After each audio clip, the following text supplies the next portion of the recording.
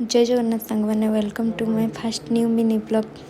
आज हूँ पंचुक मु सका उठी गाधे पाधे रेडी हो ठाकुर पूजा करके बाहरी पड़े मंदिर पर दीप धूप रेडी करके मु बाहरी पड़ी मंदिर ए तौक जी।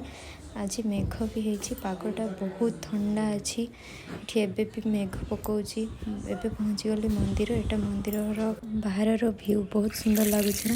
एबे मु गोड़ धोईकी जी मंदिर भीतर को आपण मानक देखुची।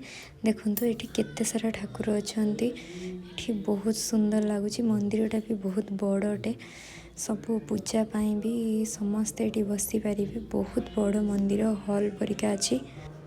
एबे आपण मानक देखुची मंदिर सामना व्यू केते सुंदर है। देखंतु केते सारा फूल गछ लगी देखंतु भलसे। एबे मु भोग पाई कि एबे घर को जाऊँगी रहुची। जय जगन्नाथ। देखा पुणी नेक्स्ट मिनी ब्लॉग रे।